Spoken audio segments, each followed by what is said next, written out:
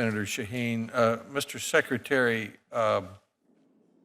Senator Feinstein asked you about the $674 million that the president's budget allocates from the USEC fund, in effect, for cleaning up uranium enrichment sites in Tennessee, Kentucky, and Ohio. If that $674 million is not now authorized for that purpose, is that correct? Well, my understanding is that those are existing funds that have been put there. As I said, in 2000, no, I don't think that's correct. I think they're authorized for USEC. They're not authorized to clean up uranium enrichment sites. In 2000, I'll correct this for the record if it's incorrect, but I believe in 2000 there was specifically a designation of part of that fund for cleanup, for D&D. Is that right?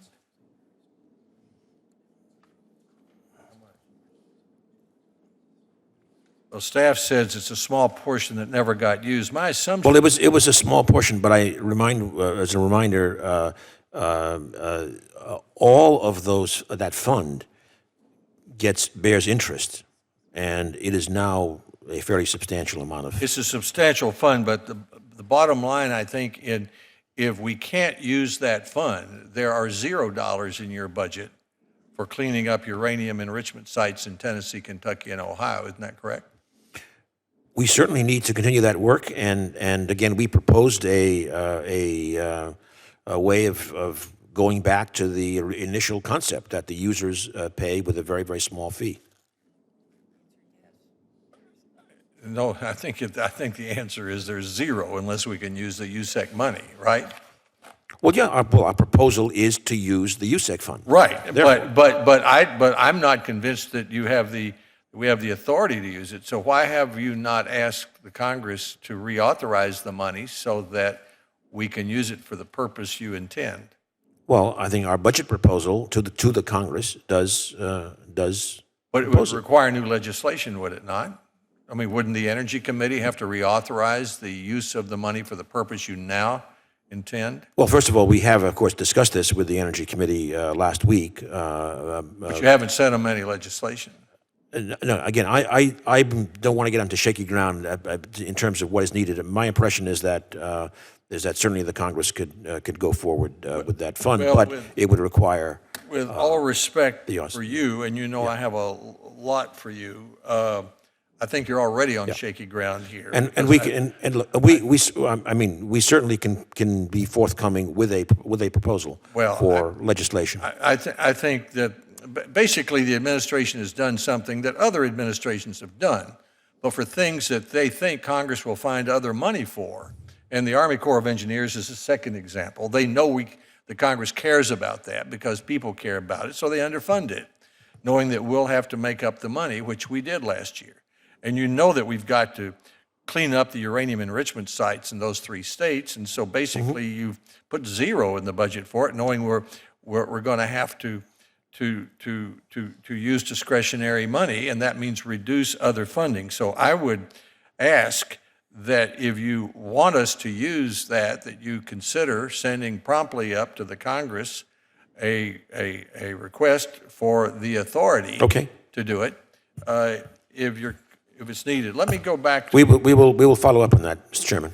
Let me go back to something we've discussed privately before, and I'm not a scientist, and I don't pretend to be, but my common sense is pretty good.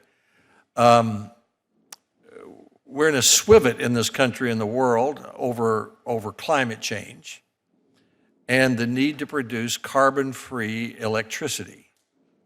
And we figured out a way in our power plants to get rid of sulfur, nitrogen, and mercury, and a number of other elements.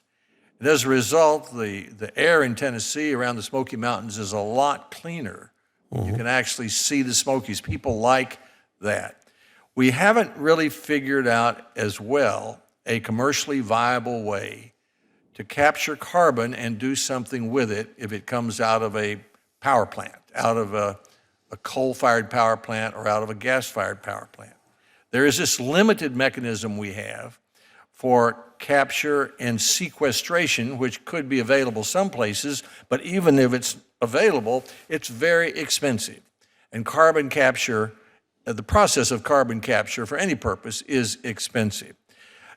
Would it not be a huge priority for this clean energy research to see if we can reduce the cost of carbon capture and find some commercially viable use for what we capture? I mean, wouldn't that permit us to use unlimited amounts of coal and gas and reduce poverty around the world and reduce the cost of electricity?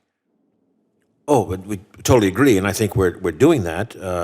Maybe we could do more, but we are doing that across the board. So first of all, again, the FY17 budget specifically has the proposal for doing 3 novel technologies, obviously with the hope that they would also be lower cost. I do want to emphasize, even with conventional capture, the costs have been coming down with more and more use.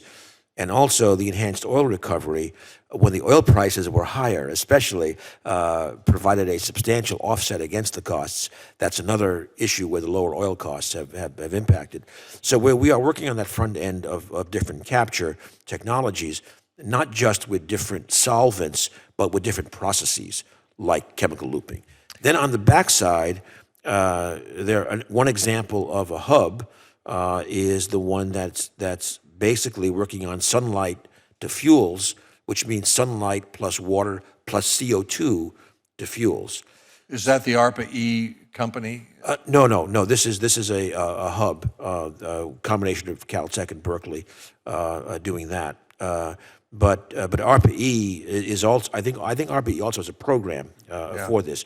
The trick is the product has to be something with enormous use in the economy because of the magnitude of the CO2. Right, I understand. You can turn it into limestone, but who needs that much limestone? Yeah. But, or Perrier. or whatever it is. And my time's up. But it just seems to me that from a common sense point of view, that is the holy grail of clean energy research. Because if you could actually figure out how to make a commercially viable use of capturing carbon and then using it, holy smokes. Mr. Chairman, I think to me that is exactly the kind of big thing we'd like to do in the mission innovation. And by the way, I can say that when Bill Gates uses a prime example, that's the one he uses.